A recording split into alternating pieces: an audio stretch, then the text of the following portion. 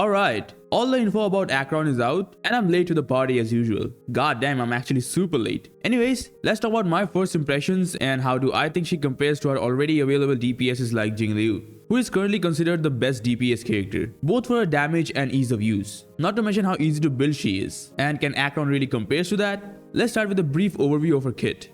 Now Acheron, being a Nihility character, works more as a standard damage dealer than a debuffer, kinda like Welt. And looking at her numbers, at least for now, she seems to be really competitive for the top position, at least in terms of damage. Her kit's overall aspect is just like a standard damage dealer, just use skills and ultimate to deal the most damage. But the interesting part is her ultimate, which actually does not consume energy. It works on a point system, where you can use her ultimate after she reaches a certain amount of points, and she can gain these points through her skill, which is a blast attack, targeting 3 enemies. She also applies a unique effect to the main target called Crimson Knot. This does plays a role on her ultimate. The attack does hit 3 targets, but this effect is only applied to the middle one. And additionally to this, Acheron gains 1 point of Slashing Dream. These names might get changed by the time of her actual release. I'm also not gonna recommend getting too fixated on numbers as it's super early, and we'll see a lot of changes down the line. Apart from her skill, she also has other ways to gain points, like from her talent. Whenever any of her ally inflicts a debuff on the enemy through any of their attacks, Acheron will gain 1 point of Slashing Dream, and the targeted enemy will be inflicted with a stack of Crimson Knot. With this, she gets another application to gain points. This effect will only grant 1 point to Acheron, regardless if the attack hits multiple targets. But the effect on the enemy, Crimson Knot, that will be applied. And all this gets together in her ultimate. When Acheron gets 9 points of Slashing Dream, she gets to use her ultimate, which is like a combination of single target and AoE attacks. First, she gets 3 single target hits, which can be targeted to specific enemies, and each hit will deal some lightning damage. Additionally,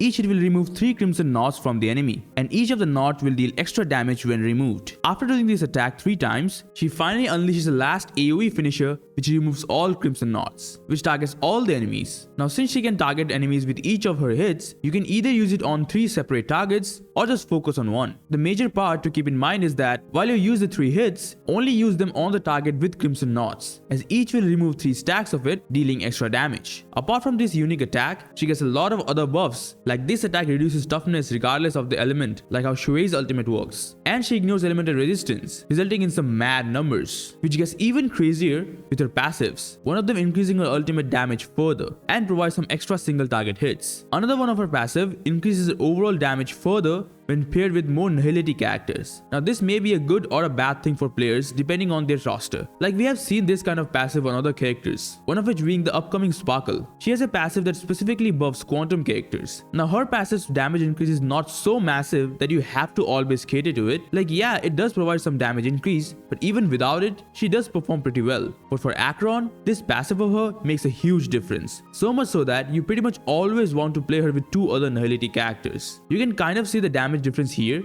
is not something that can be ignored. Because of this, her team options does get limited to only Nihility characters.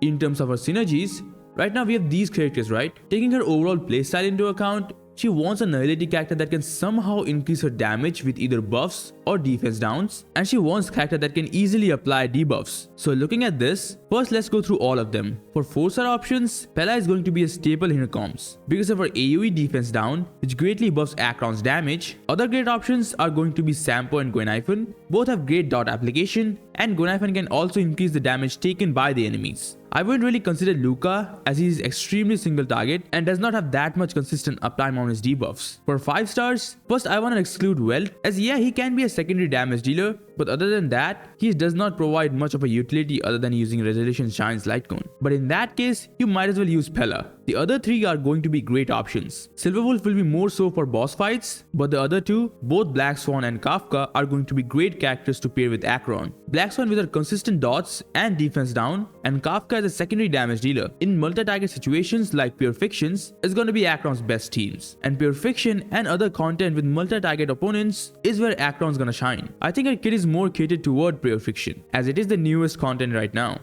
So in terms of overall usage, where is she best played? Apart from Pure Fiction, which is obviously going to be her playground. As a multi-target character, she's great in almost every kind of content, like Memory of Chaos, and we all know how broken Nihility is in the simulated universe. So I think she can be used pretty much everywhere. Now if we were to look at some potential build options, in terms of relics, there's just no other way than the newly added deep water set. It's an insane statistic if you hit an enemy with debuffs, and for a team with 3 Nihility characters, that's sure to happen. The only other decent option is going to be either the dot set or the lightning set, but the deep water set just tops both options by a huge margin. For ornaments, well, there is a new set coming in the next update that works perfectly for Acheron. It increases attack and crit rate, but I'm not gonna fully fixate on it as it is still early into the beta. Other than that, the inner Salsado is the only one to work decently on her. It gives crit rate and ultimate damage, both of which fully works with her. Her overall build is not any different than your typical standard DPS. You just use a crit body, a speed boots, a damage or attack sphere, and an attack rope. Since she does not use any kind of energy based ultimate, you don't have to worry about her rotations that much. How fast you get her ultimate will be based on her allies and how they help her gain points. You want characters that can apply debuffs every turn, like Pella with her skill, Gonifan with her basics, and Black Swan with her basics. Black Swan particularly is probably going to synergize with her the best. She has tons of debuffs, which she applies very easily. She also allows her allies to apply Arcana. She decreases defense and does tons of damage. She is, in my opinion, Acheron's best teammate as of now. Some other key things to keep in mind is that, since she does not gain energy, using characters like Ting Yun or Huo Huo to generate energy will just be a waste for Acheron. Even though it's still early, from my current analysis, she will mostly opt for a 3-turn ultimate rotation. If you have a defensive support who can also apply debuffs, then this can sometimes become 2-turn ultimate, but for the most part, a 3-turn ultimate is going to be her norm. A full build guide on her, with proper calcs and explanations, will be out after the version livestream, as her kit might get some changes down the line. For light cones, well, this is where it gets a bit complicated. Right now, the only 3 options that can be used on her is either her signature, Goodnight Sleep Well, or somewhat Kafka's light cone. Her signature, well, obviously great on her. It increases crit damage and applies an effect called Empty Bubble, which increases the wearer's damage dealt and additionally increases their ultimate damage further. So it's perfect for her. But the major part of this is that this adds a debuff on her kit, like how Kafka's light cone does with Erode. Here, since Acheron does not apply any kind of debuff herself, getting an additional debuff application in the form of this Empty Bubble effect is huge.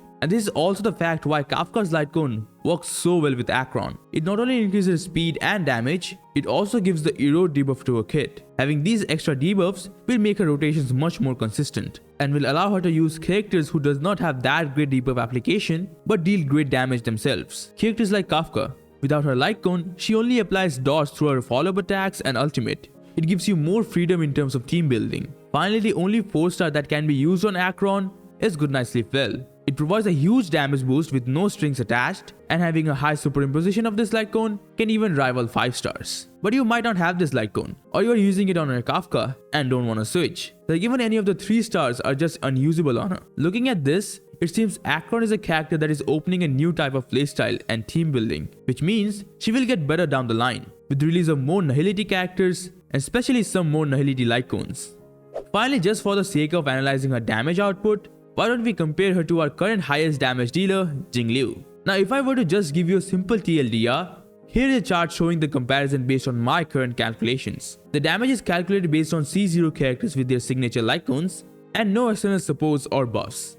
I opted for a 3-turn rotation against 3 enemy targets. And I threw Imbabile Lune as well, just to see where he stands. Now here you can see that Acheron's damage is lower than both of them, but there is more to it than that. As I just explained, Acheron will shine more in AoE situations, and my calculations are with 3 targets, which heavily favors both Jingliu and Lune. In a situation where there are more than 3 targets, like Pure Fiction, Acheron will clear waves faster than any of these 2. In terms of overall value, I just want to exclude Lune first. Well, his damage is top tier, but the way you get to that damage is freaking exhausting. Like here I did calculate his damage solo, but with more supports added, this will take a whole new turn. Yeah, the damage gets increased, but his playstyle becomes more clunky as well. His supports increases his damage, but also uses skill points. And well, Imbabile Lune really needs a lot of skill points. His damage packed between so much setup that if you miss something and you don't get a level 3 basic attack in his turn, you are losing out on a ton of damage.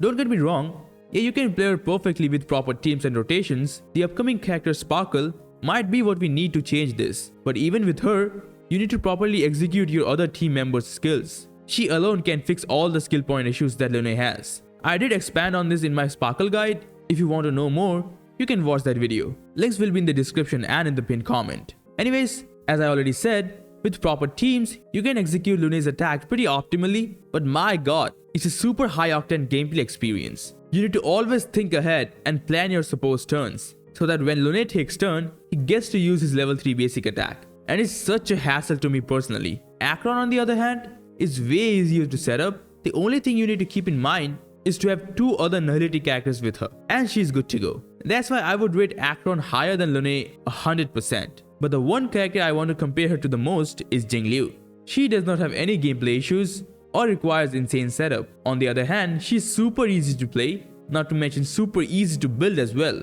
And with all that, she deals the most damage out of any other DPS in the game. It's no wonder why she holds the best DPS position, a title that's not easy to achieve, as everyone have their own preferences. But Jingliu is just that good. Can Acheron compares to her? Well, in terms of damage, she is pretty close. Well, each have their own preferences and places they are good at, so the damage difference shown in the chart is the result of them having different playstyles. In terms of usability, well, we have to wait and see how the player base accepts her.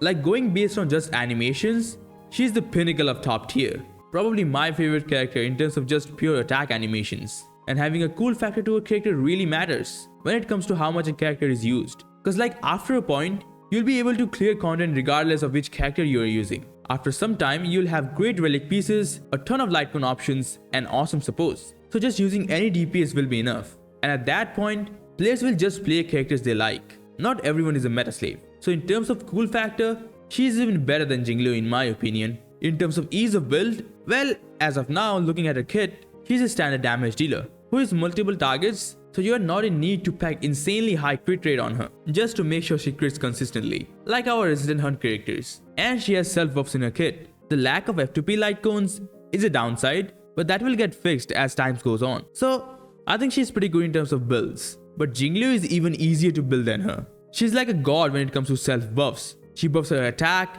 and gives herself 50% crit rate, which makes her super easy to build. And she has tons of light cone options to choose from. And this game has provided us with a light cone called On the Fall of an Aeon, which is a super awesome light cone, great on any destruction character. So taking all that into account, I would say Jingliu takes the cake here. Overall, in terms of total value, I would rate Acheron close to Jingliu. Acheron does have some aspects where Jingliu outshines her, but she also has the edge in some places where Jingliu falls behind. For how good of a pull she is, up till now, Jingliu was the only character that's recommended if you are looking for a great DPS. She was on a tier of her own, but now there will be another character that will join her in that spot. And I think that's a good thing.